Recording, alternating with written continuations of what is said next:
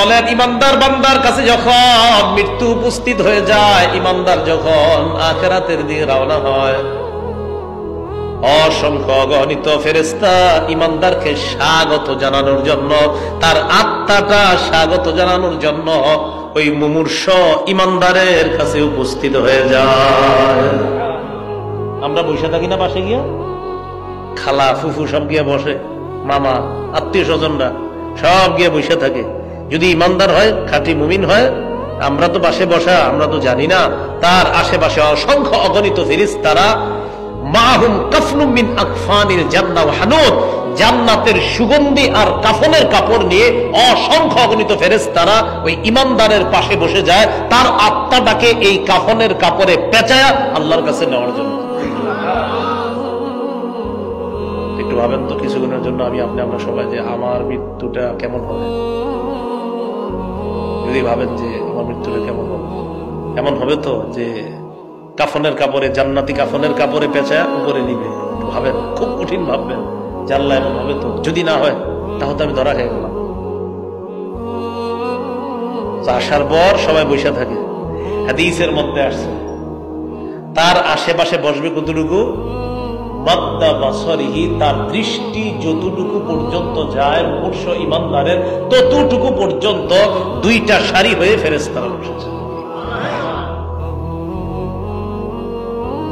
সুম্মা জাআহু মালাকুল মাউত ইনদা রাসিহি, এরপর মালাকুল মাউত তার মাথার কাছে আসে। মালাকুল মাউত বলেন কে? এটাই বলবেন এখন থেকে সবাই, এটাই বলবেন, বলবেন মালাকুল মাউত। বলেন আত্মা নেয় কে? আবার বলেন আত্মা নেয় কে? এটাই বলবেন। কুল্লিয়া তাওয়াফাকুম মালাকুল মাউতিল্লাযী বুকিলা বিকুম, তোমাদেরকে মৃত্যু দেয় যে মালাকুল মাউত, মৃত্যুর ফেরেশতা, আল্লাযী বুকিলা বিকুম, যাকে তোমাদের জন্য নিযুক্ত করা হয়েছে। বলেন মালাকুল মাউত কে? তো তিনি এসে যায়, উপস্থিত হয়ে যায়, মাথার কাছে বসে। বসার পর ওই ইমানদার বান্দার আত্মাকে সুন্দর করে বলে, আইয়াতুহান নাফসুল হামিদা, হে প্রশংসনীয় আত্মা, উখরুজি, তুমি সুন্দরভাবে বের হয়ে আসো।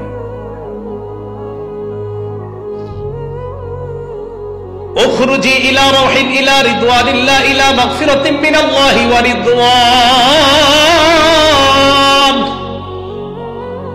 বের হও সুগন্ধির দিকে, আল্লাহর সন্তুষ্টির দিকে। ওয়া মাগফিরাতিন মিনাল্লাহ, আল্লাহ তোমারে মাফ করে দিয়েছে।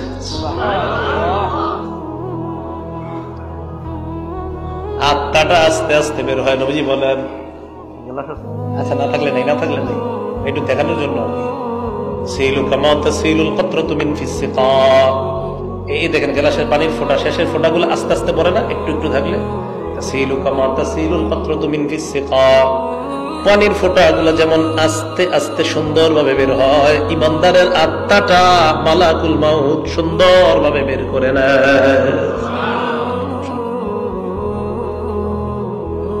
এবার বলেন তো, সামনে যারা বসা তাদের কাছে কি আছে? জান্নাতের কাফনের কাপড়, সুগন্ধি। তো বের করার পর ইমানদারের আত্মা তো এরাও মানে খুব খুশিতে আছে। আরে আমগো কাছে দাও, তুমি এতক্ষণ রাখা লাগে? চোখের পলক পরিমাণও মালাকুল মাউত আত্মাটা রাখতে পারে না। ইমানদারের আত্মা তো অন্যান্য ফেরেশতারা কয়, আরে দেন, তাড়াতাড়ি দেন। জান্নাতের কাফনের কাপড় দিয়ে পেঁচায়া ইয়াসাদুনা বিহি ইলাস সামা, আসমানের দিকে রওনা হয়। হাদিসের বর্ণনা, আত্মা আসমানের দিকে নিয়ে যখন রওনা হয়, যতগুলা ফেরেশতাদের সামনে দিয়ে আত্মা বহনকারী ফেরেশতারা যায়, সমস্ত ফেরেশতারা ওই আত্মা বহনকারী ফেরেশতাদেরকে স্বাগত জানায় আর বলে, যাও যাও, উপরের দিকে যাও। আরেকটু আছে, বলে এটা কার আত্মা? ইমানদাররা জবাব দেয়, ফুলান ইবনু ফুলান। এটা হুজুর আপনার এলাকার নাম জানি কি? আচ্ছা, বড়নগর সোনারগাঁ, সোনারগাঁ নারায়ণগঞ্জ, অমুকের সন্তান, অমুকের আত্মা। সুন্দর একটা নাম বলে, যে নামে মানুষ দুনিয়াতে আপনাকে ডাকতো, এমন সুন্দর নামে বলবে এটা অমুকের সন্তান, অমুকের আত্মা, একদম নাম সহ বলবে এটা অমুকের আত্মা। ওই যে অমুকে নারায়ণগঞ্জের আব্দুর রহিমের ছেলে আব্দুর রহমানের আত্মা নিয়ে আল্লাহর কাছে যাইতেছে। তো ঘটনা হলো তোমরা কেমনে জানলা এনে যে ইমানদার আত্মা খোলা না তো পেছানো, এরা জানলো কেমনে এখানে যে ইমানদারের আত্মা? এরা বলবে এই আত্মা থেকে এমন সুগন্ধি বের হয়েছে যেই সুগন্ধির কারণে আমরা বুঝতে পারছি এটা ইমানদারের আত্মা। এত সুন্দর ঘ্রাণ পৃথিবীর অন্য কোন ঘ্রাণের মধ্যে আমরা পাই না। বলছিলাম একটু চিন্তা করেন যে আমার আত্মাটা আসলে কি হবে। প্রথম আসমানে যায়, এইভাবে আসমান করতে করতে যতগুলো আসমান আছে সব আসমানের ফেরেশতারা স্বাগত জানা একদম উপরের আসমানে যাওয়ার পর আল্লাহ পাক রব্বুল আলামিন বলে থামো, উকতুবু কিতাব আবদি ফি ইল্লিয়িন।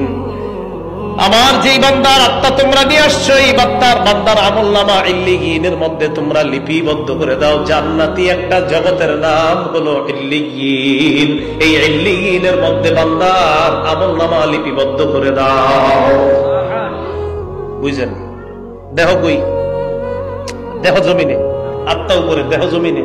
এখন দেহরে আমরা কবর দিব, তো দেহটারে যখন কবরের কাছে নিয়ে যাবো আমরা, আরো ফেরেশতারা কবর পর্যন্ত দাঁড়ায় আছে, হযরতকে স্বাগত জানায় জানায় কবরে নিয়ে যায়। ইমানদার তো কবরের মধ্যে রাখার পর আত্মা কই? এবার আত্মা আল্লাহ ফিরিয়ে দিবেন, যাও তার দেহের মধ্যে ঢুকায় দাও। এখন তো ফেরেশতা আসবে দুইজন, ফায়াতিয়ানিহি মালাকান ফায়ুকঈদানিহি ওয়া ফি রিওয়ায়াতিন ফায়ুজলিসানিহি। দুই ফেরেশতা তার কাছে আসবে, আসার পর তাকে বসাবে, বসানোর পর বলবে মান রব্বুকা, এই রবকে? জবাব দিবে রব্বি আল্লাহ, আমার রব হলো আল্লাহ। বলেন না রবকে? আল্লাহ। মুহাম্মদের সাথে বলেন আল্লাহ, আর একটু সুন্দরভাবে বলেন আল্লাহ। এরকম শব্দ আছে? আর ওয়া মা দীনুকা, তোমার ধর্ম কি? জবাব দিবে দীনি আল ইসলাম, আমার ধর্ম হলো ইসলাম। ওমান হাযার রাজুলুল্লাযী বুইসা ফীকুম, এই মানুষটাকে, যে মানুষটা তোমাদের মাঝে নবী হিসাবে প্রেরণ করা হয়েছে, চিনুনি? তিনি জবাব দিবে হাযা মুহাম্মাদুন সাল্লাল্লাহু আলাইহি ওয়াসাল্লাম, তিনি হলেন মুহাম্মদ সাল্লাল্লাহু আলাইহি ওয়াসাল্লাম।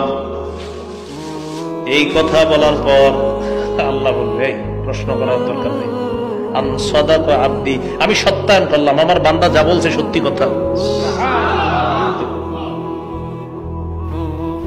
বলেন আমরা হেরে কি পরায় কবরে রাখছি? কি পরায়? নাকি পাঞ্জাবি কাফনের কাপড়? আল্লাহ পাক রব্বুল আলামিন বলবেন এক কাজ করো, আফরিশুহু মিনাল জান্নাহ, বান্দা মাটির মধ্যে কেন থাকবে? কবরের মধ্যে জান্নাতের বিছানা বিছায়া দাও। ওয়ালবিসুহু মিনাল জান্নাহ, মানুষ কি একটা কাপড় দিয়ে দিছে, জান্নাতের পোশাক পরায়া দাও। ওয়াফতাহু লাহু বাবান ইলাল জান্নাহ, জান্নাত পর্যন্ত কবর থেকে একটা দরজার ব্যবস্থা করে দাও। অন্য বর্ণনা আসছে নাজ নেয়ামত গুলা দেখবে, দেখার পর হঠাৎ দেখবে হুররা নাচানাচি করে, এর মন চাইবে ধরতে, এই থামো, নাম কানাউমাতিল আরুস লা ইউকিজুহু ইল্লা আহাব্বা আহলিহি, ঘুমাও, বাসর রাতের দুলার মতো ঘুমায়া থাকো, এখন না।